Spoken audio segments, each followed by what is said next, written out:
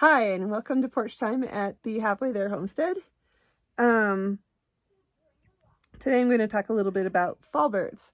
It was kind of hot and we just didn't feel like digging and doing the veggie beds we were going to do today. So we went down to the Tractor Supply Company and we got ourselves some new birds. I really like fall birds. It's so much easier to have a fall bird than it is to have a spring bird. So what do I mean by that? Well, the advantages of having your chicks in the fall is that you can time it so that your chicks are fully feathered and acclimated to the weather by the time your cold weather comes. And so you're not having your little birds inside nearly so long as you do during the spring.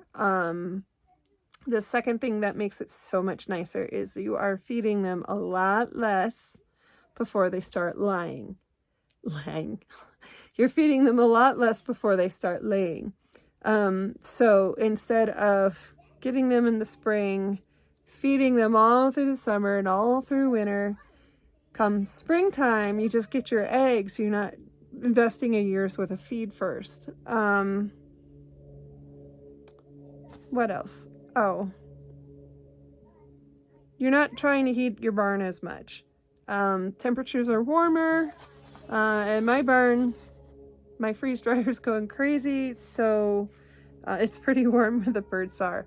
Yeah, it's pretty warm. I was kind of sweating a little in there. And the freeze dryer complains all the time about it being too warm. So that's another positive to it. So you may be able to get away with not having a heat lamp at all, and then that means nothing that could potentially catch your barn on fire, because that's a big deal. If it is a little on the chilly side, you can use one of those mats instead, and that'll get you the stuff you need. Also, sometimes you can get these birds on sale. Especially if they're getting older in the tank and stuff like that. Quite a few places have been known to have birds on the cheap. Cons to having your birds in the fall. It can be hard to find them. And if you're buying your birds, that's pretty much it.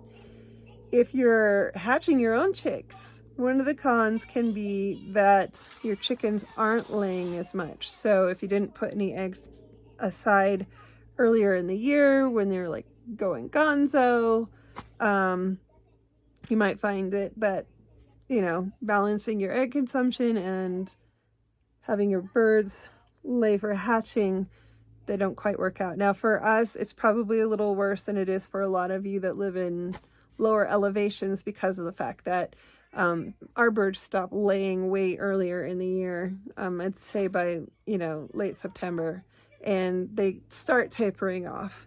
So I still might do some hatching this year.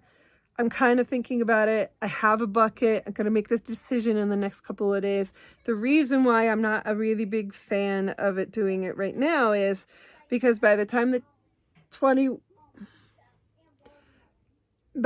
21 days is done, then it's going to be cold here pretty much. We start getting our cold weather second or third week of September. So I'm back to keeping those birds inside and then having to acclimate them inside. So I'm thinking about it. I have a couple days to decide, and we'll see. I've got the incubator. The other thing about hatching your own is that it's all straight run. So nice thing about picking it up at the feed store is that you have a pretty good assurance that they're mostly girls. You'll get the occasional boy, but you have the assurance, unless they're ducks, because we got some ducks too, that they're mostly girls, but things happen. So anyway, that's it for today's porch time. If you have any questions, just shoot below. I know I'm going to forget something because I'm new at this. Actually, maybe I could write down a little guide, put it on a piece of paper. But yeah, so we'll see you next time at Porch Time, and enjoy. Happy farming.